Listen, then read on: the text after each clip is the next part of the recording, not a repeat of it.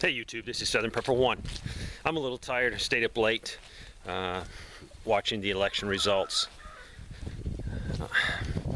I was a little surprised and disappointed in Hillary Clinton. I cannot believe she did not come out and at least address her followers. To me, a leader is one that would do that. And I can name many examples being in the military. Your guys do a great job. What's the CEO do, the commander of the company?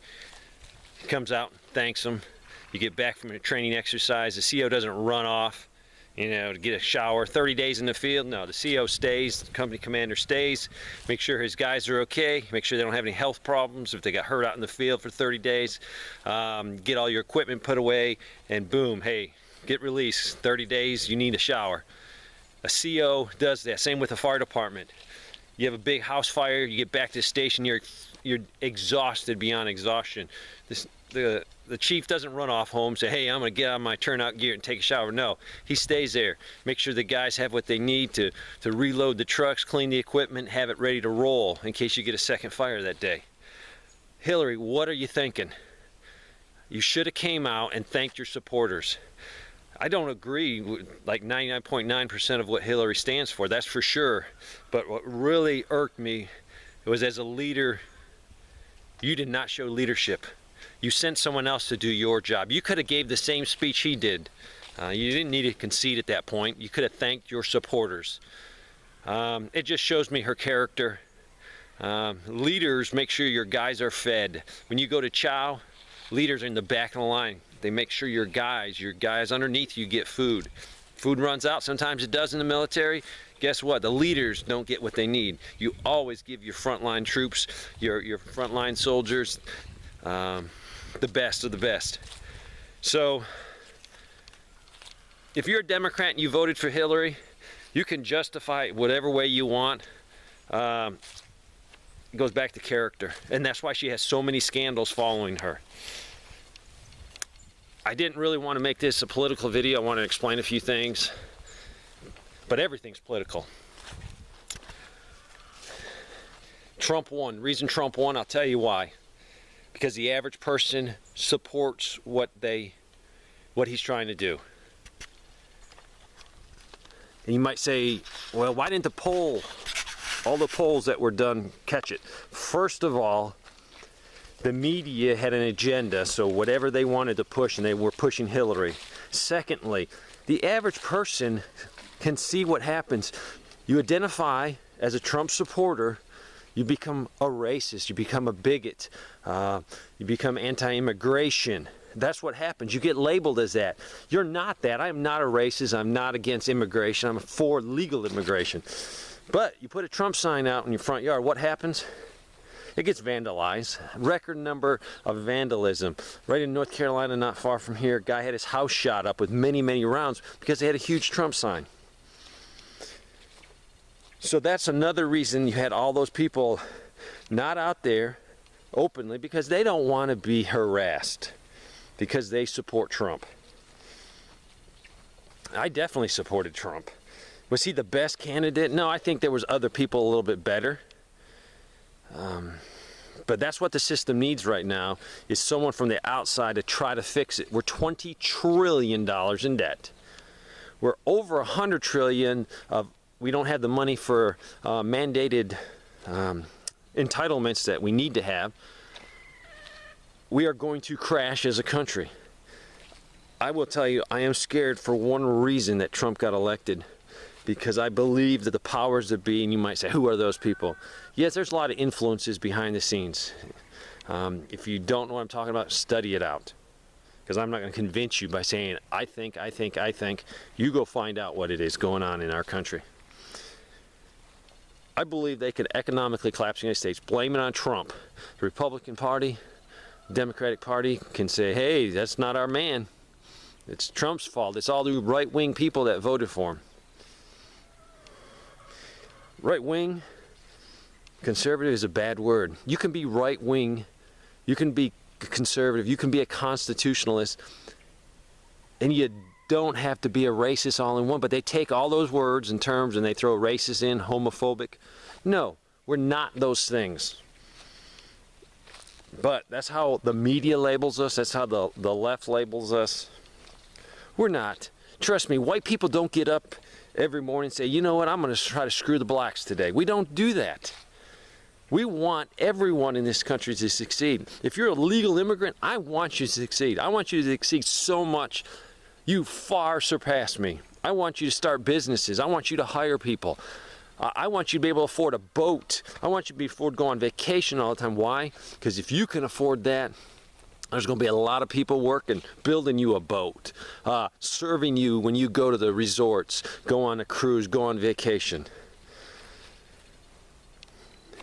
I think a lot of black people supported Trump.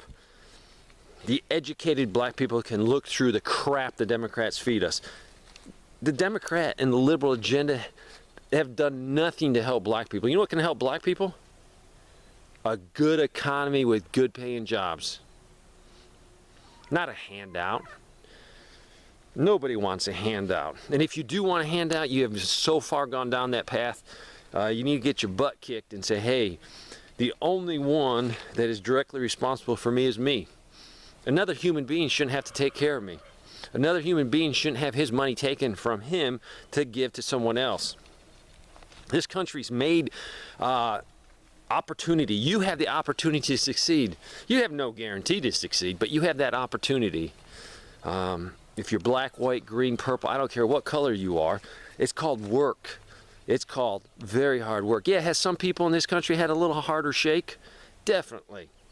But you know what? We've been trying for years and years and decades to fix that problem.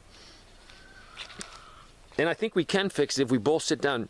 What, in your head, what is the most segregated few hours of the week?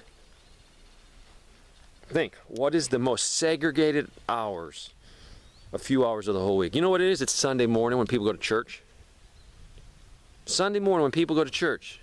People that say they're good, they're religious, they're trying to do the right thing. I don't understand that. There's a lot of churches that believe in the same God.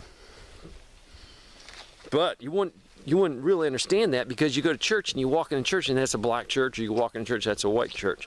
Now there's a lot of churches that are mixed. I understand that. But for the majority of them, the most segregated time is Sunday morning if you go to church. Go to a football game. It's very segregated. You got all kinds of people rooting for their team. Go out to eat.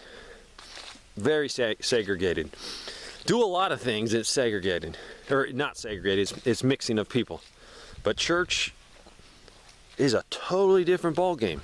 You got white congregations where I live, and you got black congregations. We need to fix that problem. If we both believe in the same God, I challenge pastors purposely hook up with a black church. Now granted, if you believe in a certain doctrine, don't compromise your doctrine just so you can do this. But if you both believe in God, we need to start having at least quarterly meetings with black and white churches, getting together, having a fellowship and say, you know what? I'm a white guy. I'm not a white devil. I'm not trying to get you. And the black guy says, you know, I'm a black man, but I'm not out to get you either. I'm just trying to raise my family. I'm trying to take care of my wife and my kids. We need to talk as citizens of this country. Forget the government. The government cannot solve anything. They create problems. Everything they do costs 10 times as much and is not as efficient. If we as Americans sit down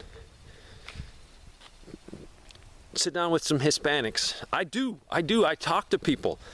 I purposely sit down and say, hey man, what do you feel about this? Republicans are not against Hispanics. We're against illegal immigration. The most important physical gift you can give anyone is citizenship in the United States. Either being born here or coming across the border legally, swearing an oath to our country and Constitution. There's nothing else. I could give you $1 million. $1 million is nothing compared to the right to call yourself an American, because this country provides an opportunity to all. So I hope we can heal across the line and look for common ground. But you know what? Looking for common ground, I cannot compromise my principles, and my principles are pretty solid. The Second Amendment is not there to hunt Bambi. The Second Amendment is there to defend my rights against the corrupt government. And these rights aren't given to me. If you believe the government gave you the right of self-defense, you are so wrong. You need to go back and study the Constitution. Study where it came from, the law of nature. The law of nature. I have the right to defend myself. Just like an animal, if it's out there and it gets attacked by another prey, it has a right to defend itself. I have the right to defend myself. That will include firearms. I have to use everything I can. I might be a small person compared to a big person. I just can't fight my way out of that. I need an object, and that is the Second Amendment. Another thing is the sovereignty of this country, the border. We're not against Hispanics getting a better life. If this country needs workers, if it needs people, then let's get them in here. But we don't. I am sorry to say, we have like 95 or 94 million people out of the workforce. Do you think we need more people coming across the border? Heck no. We can't even find jobs for the people that are legitimate citizens. Yes, we need to build a wall. You know why we need a wall? Do you lock your door at night to keep bad people out of your house? Yes. We need to lock the door to keep the bad people out. The drug cartels, the crime. We can still have a locked door and still tell the world, if you're a good person and you want to come in my house, knock on the door, present yourself. And guess what? I'll open the door. You come into this country. Get the right to become a citizen. I have so much respect for that. People that are not born, that crave the freedom we give, the opportunity we give. I look up to those people and say, you're going to leave your country, the country you were born in, to seek a better life for you and your family? Hell yeah, come.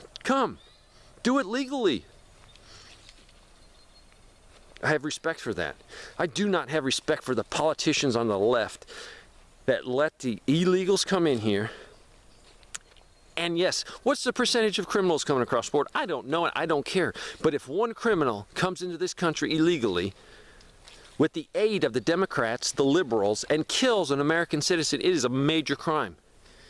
It is a catastrophe of their policy. And it happens all the time. All the time. I think a 10-year-old girl was just killed by an illegal that was deported. So yes, I'm right-wing, I'm proud, I'm glad Trump won, but we need to fix the problem. The problem is liberals. They want their rights, they want the gay rights, they want the lesbians, they want transgender, but then they're taking away my rights. My rights to have security in my home, to have security in my country. Very passionate about my country. I love the United States. It is the best place. I've been in a lot of hell holes, third world crap holes that have no rights. And when I get back to the United States, I thank God.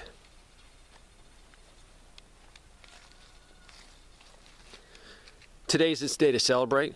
Today is to try to heal, to try to build a bridge to the other side, the Clintons, the Democrats, the liberals. But in that process of building, we will not compromise our principles and our principles that our government was founded on, our Constitution. Thanks for watching.